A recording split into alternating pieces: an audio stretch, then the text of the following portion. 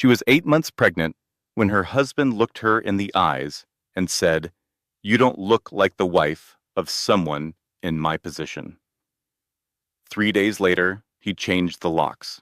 He emptied their bank account, and he moved her own stepsister into their bed. But here is what Marcus Bennett did not know. The woman he threw away like she was nothing was secretly sitting on a $14 million inheritance. The buildings his company leased, the office where he sat in his fancy suit pretending to be powerful, all of it belonged to the woman he called not enough. She did not scream. She did not beg. She did something far more dangerous. She waited. She planned. And then she took everything back. This is the story of Clara Bennett, a woman who was broken 3 times and came back stronger every single time.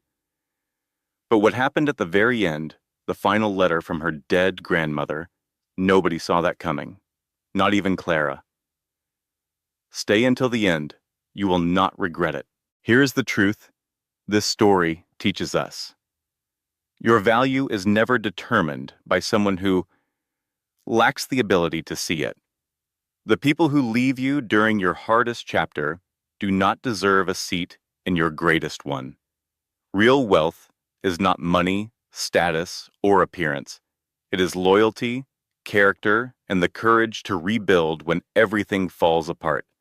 If this story touched your heart, do me a small favor. Hit that subscribe button so you never miss a story like this. Leave a comment and tell me, what moment hit you the hardest? Share this video with someone who needs to hear it today. And if you are going through something difficult right now, let this story remind you. Your worst chapter is not your final chapter. Thank you for being here. Thank you for listening until the very end. That means more than you know. The first thing you need to understand is that this story does not begin with power.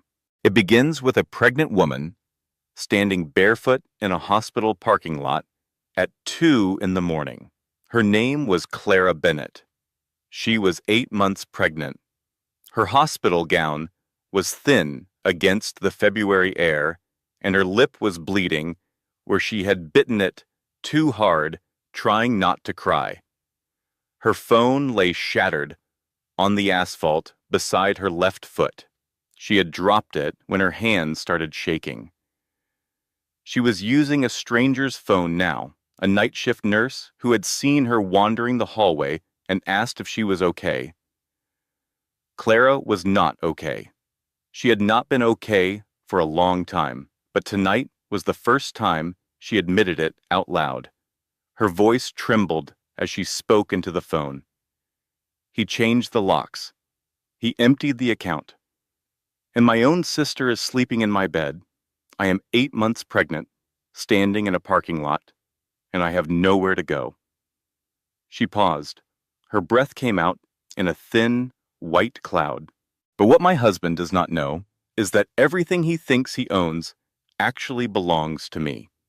What you are about to hear is a story about a woman who was broken 3 times, and each time she came back stronger, but not before losing almost everything. This is a story about betrayal, greed, a billionaire who abandoned his pregnant wife for her own stepsister, and the moment he realized the woman he threw away was worth more than everything he chased. Let us go back to the beginning. 7 years before that parking lot, Clara Dawson met Marcus Bennett at a grocery store in Austin, Texas. She was 25 years old, a culinary student working night shifts at a diner to pay tuition.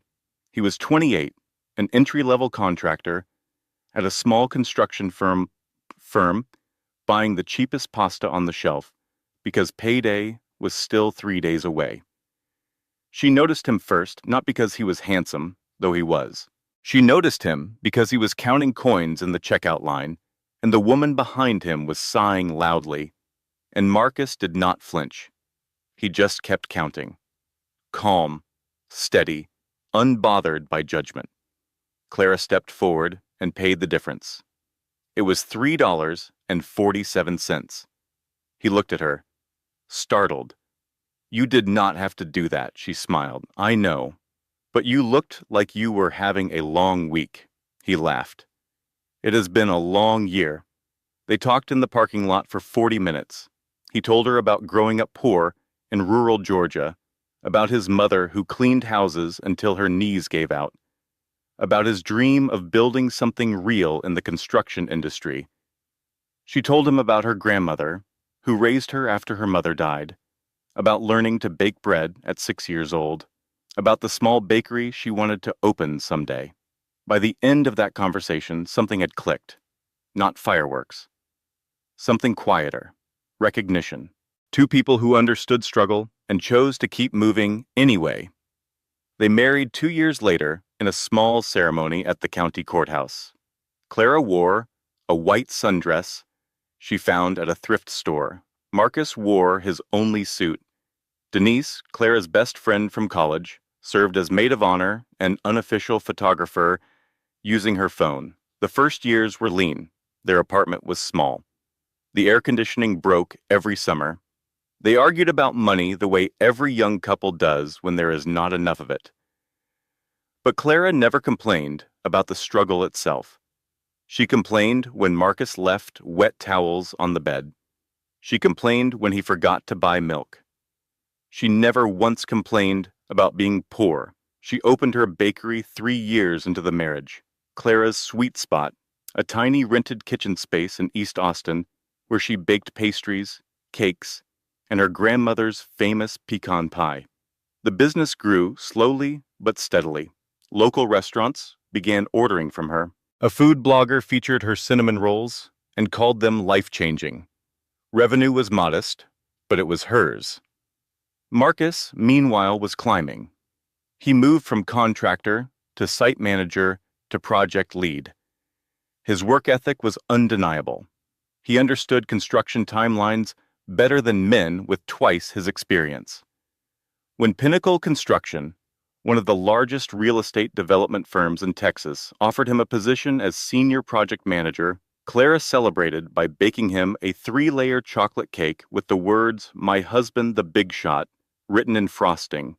He laughed so hard he nearly knocked the cake off the table. That was the Marcus she married, the one who laughed, the one who counted coins without shame, the one who looked at her like she was the best thing that ever happened to him. But success changes people, not all at once, slowly. Like water wearing down stone. You do not notice until the shape is different, and you cannot remember what it looked like before. Within 18 months at Pinnacle, Marcus was promoted to Vice President of Development. His salary tripled. They moved from their small apartment to a proper house in a good neighborhood. New furniture, new car, new wardrobe. Marcus began wearing tailored suits, Italian shoes, watches that cost more than their old monthly rent. Clara was happy for him, genuinely happy. She did not need luxury, but she understood that Marcus had grown up with nothing, and having things meant something to him that it did not mean to her. What she did not understand, not yet, was that Marcus was not just acquiring things. He was acquiring a new identity, and in that new identity, there was less and less room for the woman who had paid $3.47 for his pasta. Here is something every woman should know. When you are the one holding things together, pay attention to whether your partner notices. Not because you need applause, but because someone who never notices your sacrifice will never value your presence. Clara held everything together. She just never checked to see if Marcus was watching. She was now 8 months pregnant with their first child. The nursery was painted soft yellow. Tiny shoes lined the shelf. A crib sat in the corner that she had assembled herself because Marcus was always at the office, or at a dinner, or at an event. She placed her hand on her belly every night and whispered, "You are going to be so loved." She meant it. She just did not know that the hardest test of that love was already approaching. The invitation arrived on a Tuesday. Thick cardstock, gold lettering, Embossed edges. Pinnacle construction. Annual executive gala. Black tie required. Marcus placed it on the kitchen counter like it was a trophy. "This is the event," he said. "Every executive in the company will be there. Board members, investors. This is where careers are made. Cheers are." Clara picked up the card and smiled. "Then we better look sharp." She spent 3 days searching for the right dress. She found a beautiful emerald green maternity gown that flowed elegantly over her belly. It was not designer. It was not expensive, but when she tried it on and looked in the mirror, she felt beautiful. Marcus came home that evening, and she showed him, turning slowly in the bedroom. "What do you think?" He paused 1 second too long. "It is fine." "Fine." The word landed like a crack in glass. "Just fine?" she asked, her smile dimming slightly. "Maybe we could find something that slims things down a little," he said, not meeting her eyes. She looked at herself in the mirror again, the same body that was growing his child, the same curves she had always carried. She said nothing, but something small broke inside her that evening, something she could not name yet. The gala was held at the Four Seasons. Crystal chandeliers hung from vaulted ceilings. A string quartet played softly near the entrance. Luxury vehicles lined the circular driveway. Valets moved between cars like choreographed dancers. Clara stepped out of their car carefully, adjusting her clutch. The emerald gown caught the light beautifully. She looked radiant. But Marcus walked slightly ahead of her, not beside her. Inside rose some. The room glittered with polished people. Executive wives in fitted designer dresses moved through the crowd like they belonged on magazine covers. Slim silhouettes, manicured hands, controlled laughter, everything curated, everything performed. Marcus introduced Clara to colleagues. "This is my wife." They smiled politely. One woman's eyes flicked briefly over Clara's body before returning to her champagne glass. It might have meant nothing, but Clara noticed, and Marcus noticed that she noticed. During a quiet moment, Clara excused herself to use the restroom. She was walking down the corridor when she heard voices from around the corner. Two women, executive wives, speaking in that particular tone that sounds casual but cuts deliberately. The first woman said, "That is Marcus Bennett's wife, the one who just got promoted." The second woman replied, "Apparently. She is, how do I put this, a lot." The first woman laughed softly. "Well, she certainly is not missing any meals." Clara froze, her hand pressed flat against the wall.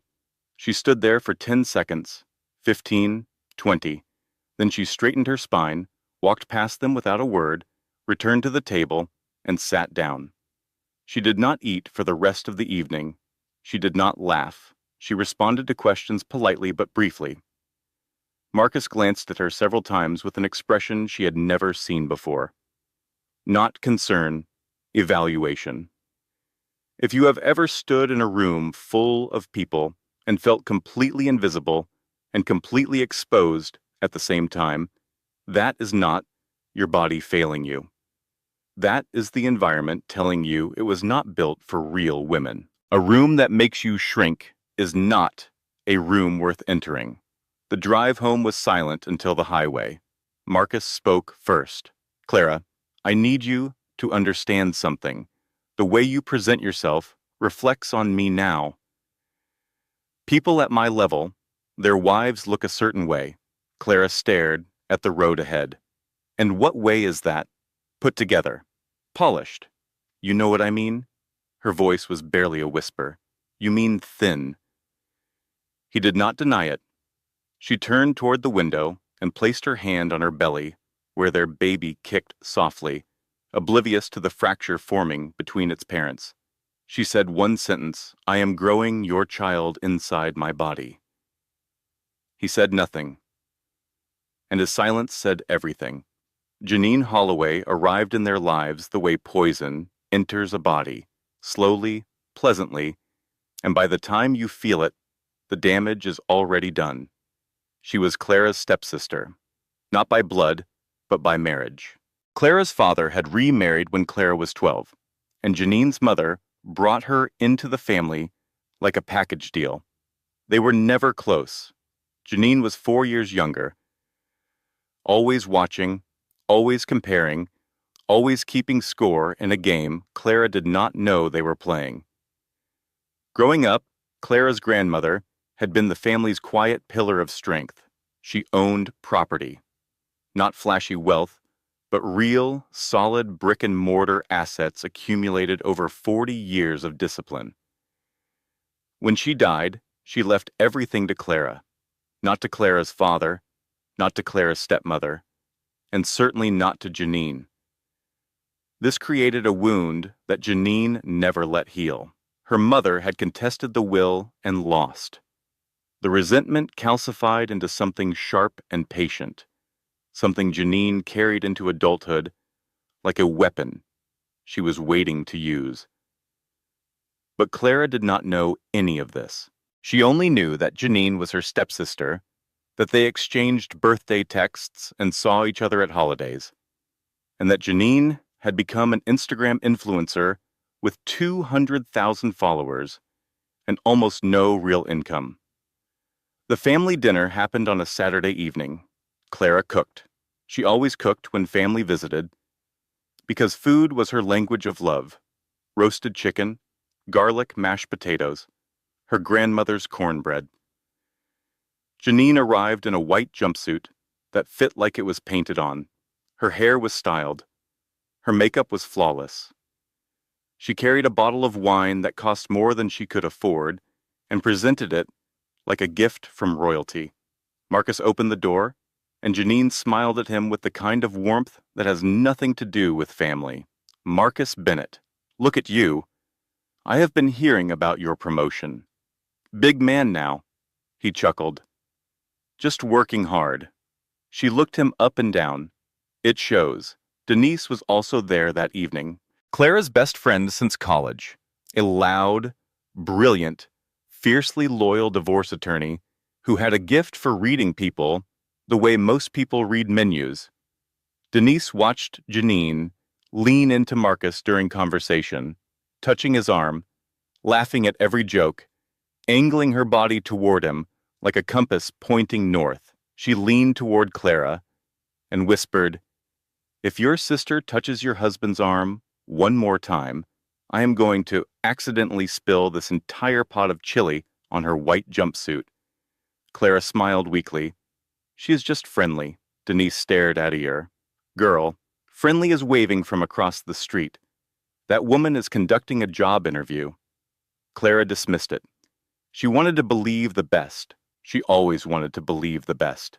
That was her strength and her blind spot. Over the next 2 weeks, the texts started. Clara did not snoop. She did not check Marcus's phone.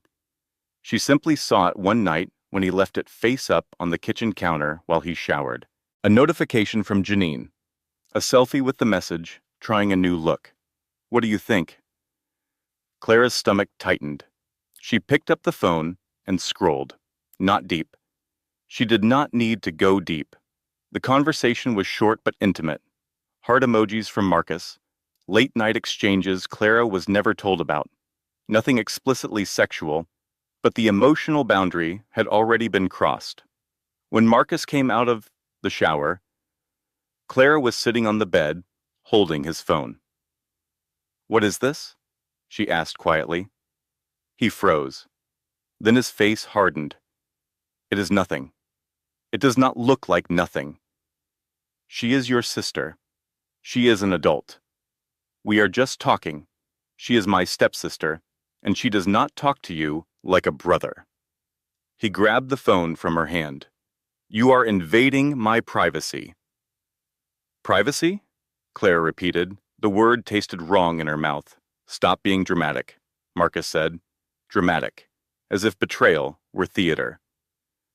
2 days later, Clara tried to talk to him again. She sat at the kitchen table with a cup of tea she had not touched and asked him to sit down. "Marcus, I need you to be honest with me. Is something happening with Janine? His response was not a denial. It was worse. You have let yourself go, Clara. Look at you. Look at Janine. Can you honestly say you are the same woman I married? The sentence landed like a physical blow. Clara placed both hands on her belly.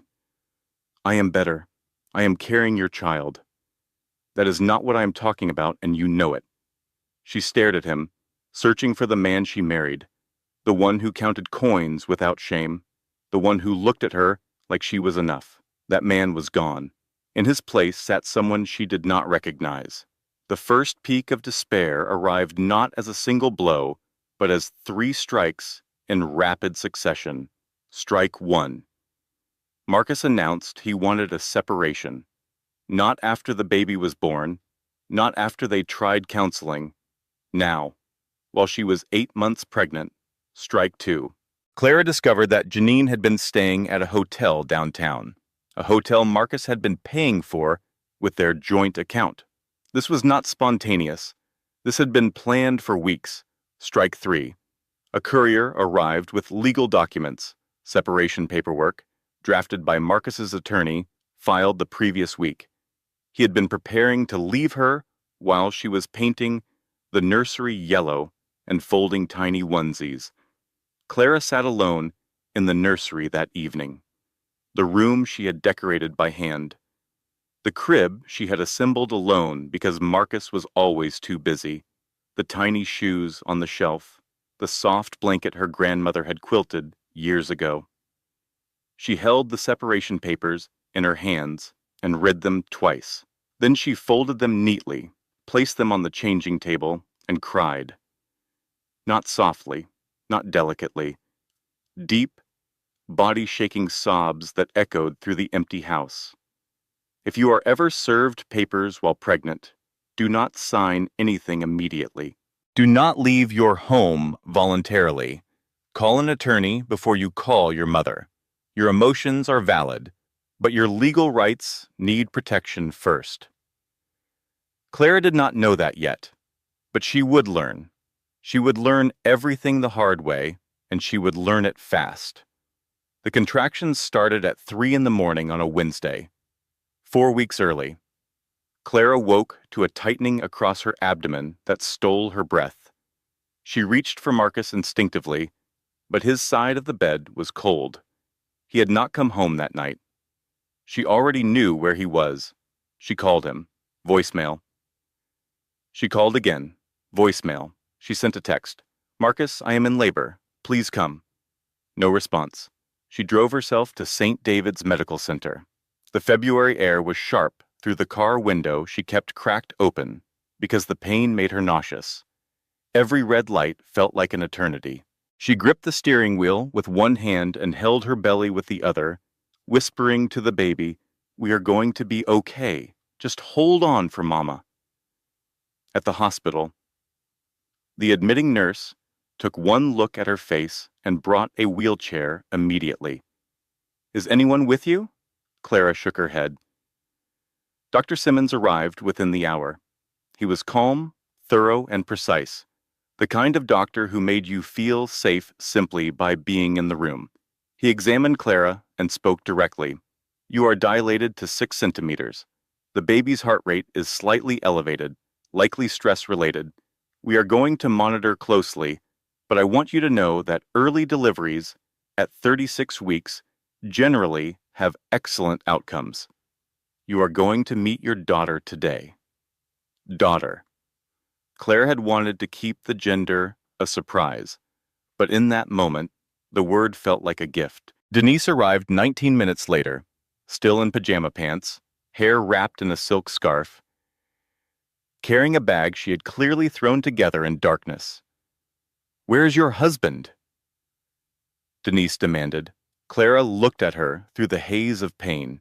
He is not coming. Denise's face went through several expressions in rapid succession, none of them appropriate for a hospital setting. Then she took Clara's hand. Then, I am here, and I am not leaving. The labor lasted 7 hours. There was a moment, around hour 5, when the baby's heart rate dropped. Monitors beeped urgently. Dr. Simmons moved quickly, adjusting Clara's position, calling instructions to nurses. Clara's eyes went wide with terror. Is she okay? Is my baby okay? Dr. Simmons looked at her steadily. Your baby is strong, just like her mother. We are adjusting, and everything is stabilizing. He was right. The heart rate recovered. And at 11:42 in the morning, Grace Bennett entered the world screaming, which Denise later said was appropriate because she had a lot to be angry about already.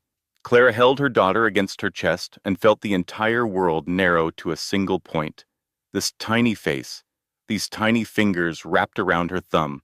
Nothing else existed. Not Marcus, not Janine, not the separation papers sitting on the nursery changing table. Just Grace. She whispered, I am going to protect you, no matter what. 2 days later, while Clara was still recovering in the hospital, she received a phone call from an attorney named Robert Mitchell. Mrs. Bennett, I represent the estate of your late grandmother, Dorothy Dawson. I am pleased to inform you that probate has concluded. The 3 commercial properties in downtown Austin have been officially transferred to your name. Clara sat up slowly. Say that again. The properties are yours, Mrs. Bennett. The portfolio's current market value is approximately $14.2 million. She did not speak for nearly 30 seconds. The number was incomprehensible. She had known about the inheritance in the abstract, known it was in probate, known it existed somewhere in the legal system. But hearing it confirmed while sitting in a hospital bed, holding her newborn daughter, made it feel surreal. She had not told Marcus. She had never told Marcus.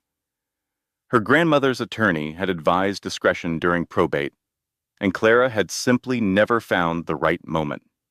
Now she was grateful for that silence in a way she could not have predicted.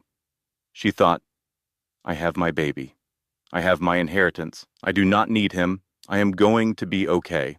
That thought lasted exactly 4 hours. At 6:15 that evening, Marcus walked into her hospital room. He was wearing a suit she did not recognize. His cologne was different. He did not look at the baby. Behind him was a man in a gray jacket holding a manila envelope. Clara felt her chest tighten. Marcus, what is this? He did not answer. The man in gray stepped forward. Mrs. Bennett, you are being served with a petition for full custody of the minor child Grace Bennett, filed by Marcus Allen Bennett. Clara's hands began shaking. Marcus spoke without looking at her. My attorney believes the child would be better served in a stable environment. Stable? Clara's voice cracked. I just gave birth. I am her mother. The filing also states that Mrs. Bennett demonstrates emotional instability and is financially incapable of providing a suitable home, the process server said flatly. Clara looked at the document. Listed as a character witness for Marcus was Janine Holloway, her own stepsister, testifying that Clara was unfit to raise her own child. But Marcus was not finished. He had also frozen their joint bank account. Clara's bakery operating account was linked to it through an automatic transfer. Every penny she had earned, every dollar set aside for her employees' salaries, every payment scheduled for her kitchen rental, all of it was locked. Marcus turned and walked out of the room without once looking at his daughter. Clara sat motionless. The baby slept against her chest, unaware. Then something inside Clara cracked. Not broke, cracked, like a foundation, shifting before the earthquake hits. At 2 in the morning, she stood in the hospital parking lot, barefoot, hospital gown, bleeding lip, shattered phone. She was using a stranger's phone to call the only person she trusted completely. Denise pulled up 11 minutes later. She got out of the car, walked to Clara, and gently took the baby. Get in the car. Do not say a word. I am your attorney now, and everything that man just did is going to cost him more than he can imagine. The next 72 hours destroyed what little remained of Clara's old life with surgical precision. Catastrophe 1 arrived the following morning. Clara drove to her house, the house she had decorated, the house where the nursery waited, with its yellow walls and tiny shoes on the shelf. She stood at the front door with Grace in her arms and turned the key. It did not work. She tried again, nothing. Then she looked through the front window and saw her, Janine, sitting on Clara's couch, wearing Clara's bathrobe, holding a glass of wine in the living room Clara had furnished piece by piece over 3 years. Clara knocked. Marcus opened the door. He stood in the doorway like a wall. "My attorney advised me to secure the property. This is my home," Clara said. "It is in my name," Marcus replied. He closed the door. Clara stood on the porch holding her 5-day-old daughter, staring at the closed door of her own house. She did not scream. She did not pound on the door. She memorized the moment, every detail. The grain of the wood, the sound of the lock clicking, the shape of Janine's silhouette through the curtain. She would need to remember all of it later. Catastrophe 2 came at noon. Her bakery landlord called. The automatic rent payment had bounced because the account was frozen. He was sympathetic, but firm. She had 72 hours to pay or the lease would be terminated. Clara's bakery employed 3 women. She had hired each of them, specifically, because they were single mothers rebuilding their lives. Tamra, who had left an abusive marriage. Keisha, who was putting herself through community college. Darlene, who had just gotten custody of her grandchildren. If Clara lost the bakery, these women lost their income. She sat in Denise's guest bedroom, staring at her phone, doing math she already knew would not work. The inheritance properties were real, but not yet liquid. The legal transfer required additional processing that would take weeks. She had assets worth millions and could not access a single dollar. Catastrophe 3 arrived at 3 in the morning, delivered by social media. Clara was sitting in the dark, breastfeeding Grace, when her phone lit up with notifications. Someone had tagged her. She opened Instagram and felt the air leave her lungs. Janine had posted a photo from inside Clara's house. The living room, Clara's artwork on the walls, Clara's grandmother's quilt draped over the armchair. The caption read, "New beginnings. God removes people to make room for blessings. #blessed. #new chapter." The photo had over 2,000 likes. Comments flooded in. "Congratulations, girl. You deserve this. Power couple goals. Living your best life." Clara scrolled through the comments. Some people recognized the house. A few knew it was Clara's home. Nobody said anything. She closed the app, placed the phone face down, and looked at Grace, sleeping peacefully in her arms. Somewhere in this darkness, she made a decision. Not a dramatic one, not a loud one. Quiet. Final. She was not going to survive this. She was going to win. If your partner locks you out of a shared home, especially with a newborn child, that may constitute illegal lockout in most states. Document everything. Photograph the locked door. Save all communication. File a police report. The law protects you more than you think, but only if you create a paper trail. Clara started her paper trail that night. She photographed the changed locks. She screenshotted Janine's Instagram post. She saved every text message, every voicemail, every bank notification. She organized them in a folder on her phone, labeled simply Evidence. Denise watched her work from the doorway. She did not interrupt. She just nodded slowly and said, "That is my girl." Denise filed 7 motions in 4 days. Emergency temporary custody, account unfreezing order, illegal lockout complaint, restraining order petition, discovery requests, financial disclosure demands, and a formal response to Marcus's custody filing that, in legal terms, dismantled every claim he made. The family court judge granted temporary primary custody to Clara within the week. Marcus was ordered to unfreeze the joint account immediately. The lockout was deemed illegal, though Clara chose not to return to the house. She did not want to sleep where Janine had slept. Small victories. But Clara needed more than legal wins. She needed income. She needed a plan. She needed to turn her grandmother's properties into something real.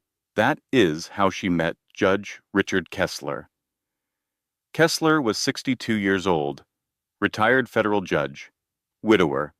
He had lost his wife, Margaret, to cancer 3 years earlier and had channeled his grief into private real estate investment. He was quiet, principled, and carried himself with the kind of authority that did not need volume. Their meeting was strictly business. Clara's probate attorney connected them because Kessler's investment firm was interested in leasing commercial space downtown, and Clara now owned 3 buildings that qualified. They met at a coffee shop. Clara arrived with Grace in a carrier and a folder of property documents. She was running on 4 hours of sleep. Her hair was pulled back simply. She wore no makeup. She looked exactly like what she was, a new mother fighting for survival. Kessler stood when she arrived. He pulled out her chair. He waited for her to settle Grace before speaking. Small gestures that felt enormous after months of being treated like an inconvenience. "You inherited these properties?" he asked, reviewing the documents. "My grandmother built this portfolio over 40 years.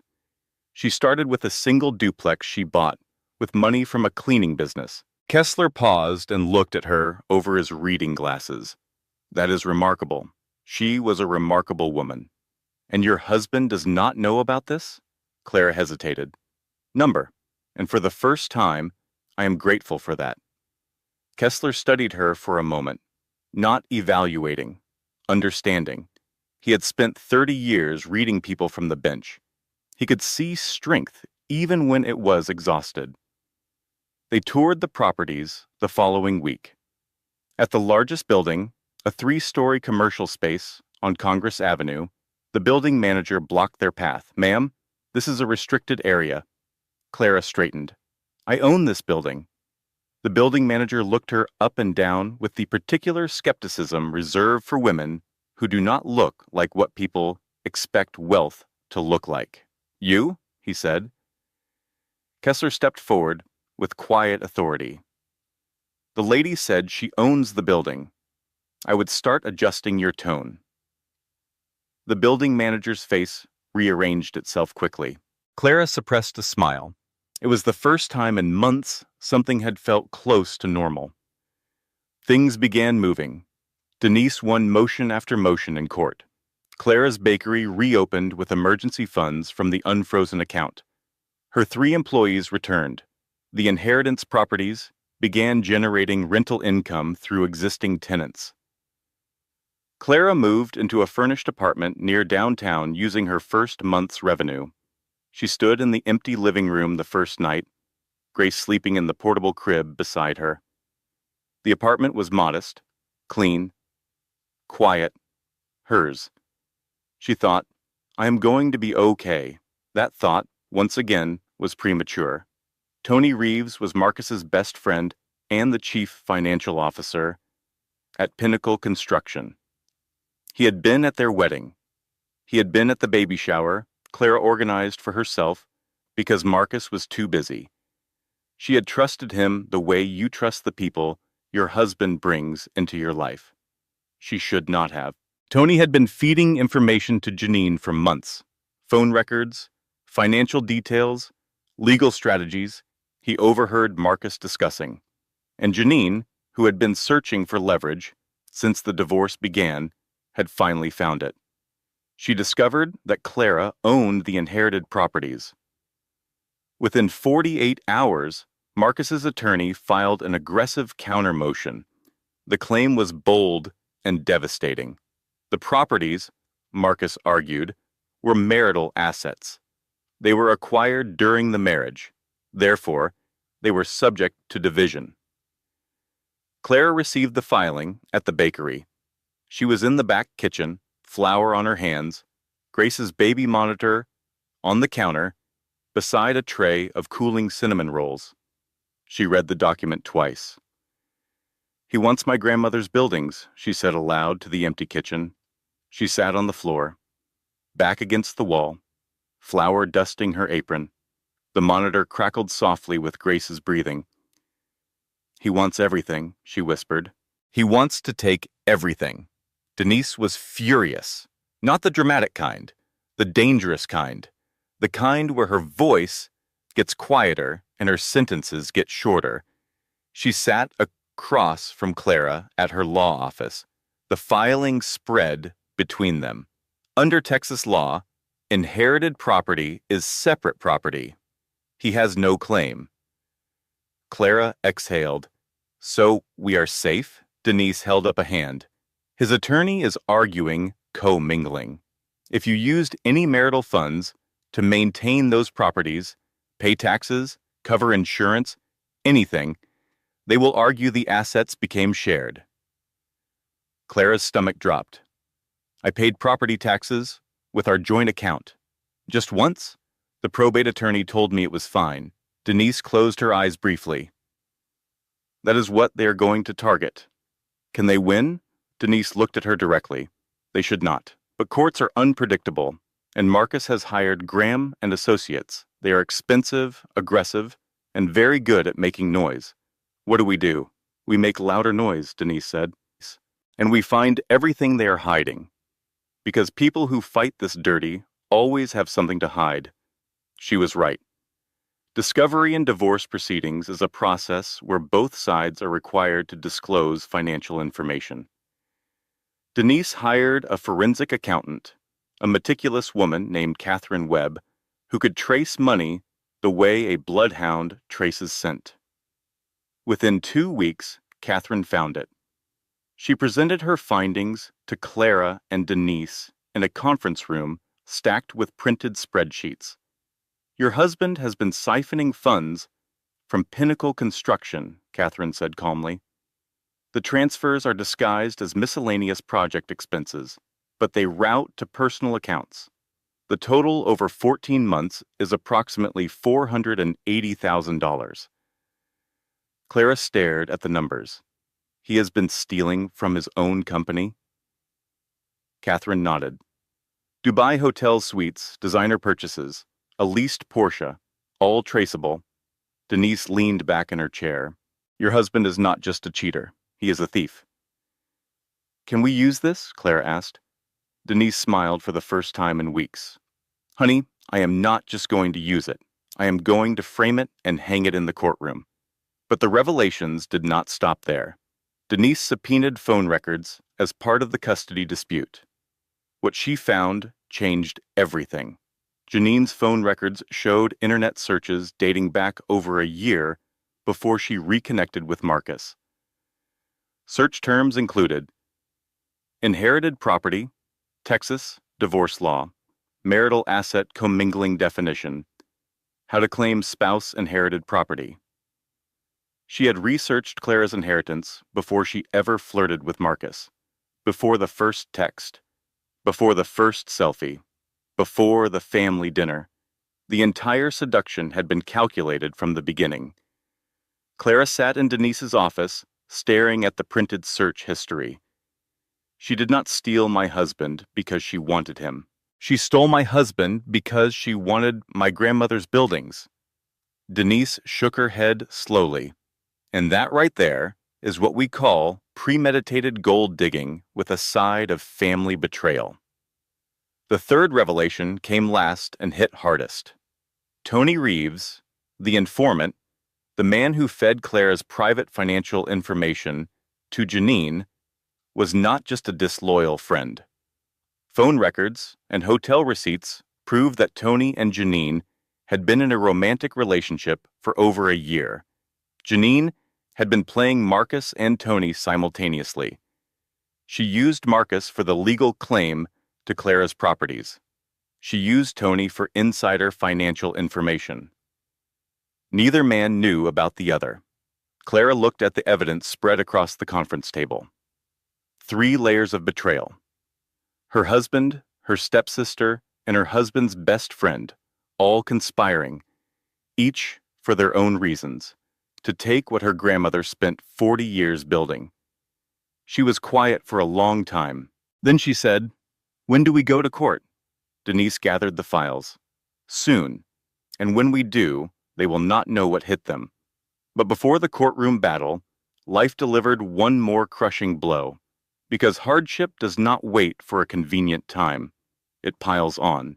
Grace was 4 months old when she developed a respiratory infection. It started as a cough on a Monday morning.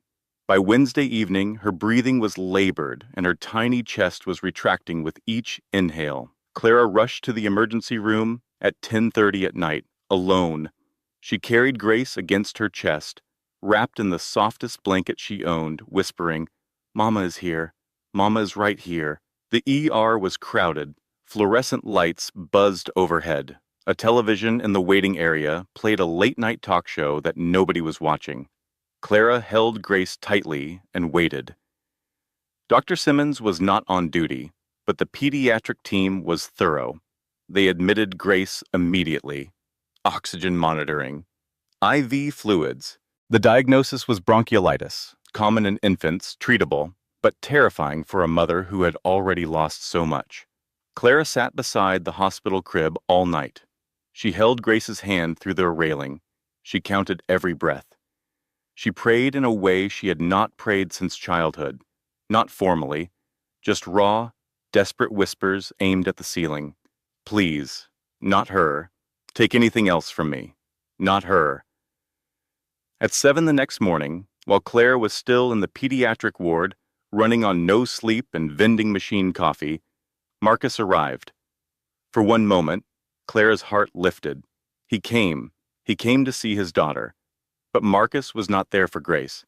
He was there with a process server, in the pediatric ward, in front of nurses and other parents. He filed an amended custody motion arguing that Clara's unstable living situation, meaning the modest apartment she rented after he locked her out, constituted an unsafe environment for the child. He handed the papers to Clara while their infant daughter lay in a hospital crib connected to an oxygen monitor. A nurse nearby watched with visible disgust. She turned to a colleague and whispered something that Clara could not hear but understood. Marcus left without once looking at Grace. That same night, Clara received a call from her bakery's alarm company. The front window had been smashed. When she arrived the next morning, she found the damage. Glass everywhere, equipment overturned, and on the back wall, spray painted in red, 2 words, "Close-up shop." The security camera caught a figure in a dark hoodie, face obscured. Clara could not prove who did it, but she knew. 3 blows in 3 days, a sick baby, a custody attack at her daughter's hospital bed, a vandalized business. Clara sat in the hospital chapel at 4 in the morning. Grace was sleeping in the NICU, her tiny chest rising and falling steadily now. The chapel was empty. A single candle flickered near the front. Clara whispered to the silence, "Grandma, I do not know if I can do this. There will be a moment when everything hits at once. Your health, your child, your money, your safety. When that moment comes, do not make permanent decisions in temporary darkness. Call one person, just one, not to fix it, just to hear you. Survival is not about strength. It is about not being silent." Clara picked up her phone and called Denise. Denise answered on the second ring, voice thick with sleep. "Talk to me." "I think I am breaking," Clara said. "Good," Denise replied. "That means you are about to rebuild. And this time, we are building with steel." The hearing was scheduled for a Thursday morning in March. Travis County Family Court, Judge Patricia Harmon presiding. Clara arrived early. She wore a navy blue dress, simple, professional, chosen by Denise. Her hair was neat, her hands were steady. Grace was with Denise's mother, safe and healthy. Her respiratory infection fully healed. Marcus arrived with his attorney from Graham and Associates, a tall man named David Sterling, who looked like he charged $500 an hour because he did. Marcus wore a tailored charcoal suit. He looked polished, confident, like a man who expected to win. Janine was not in the courtroom. She had been advised to stay away. Judge Harmon opened proceedings with brisk efficiency. She reviewed the custody dispute, the property claims, and the financial disclosures submitted by both parties. Sterling spoke first.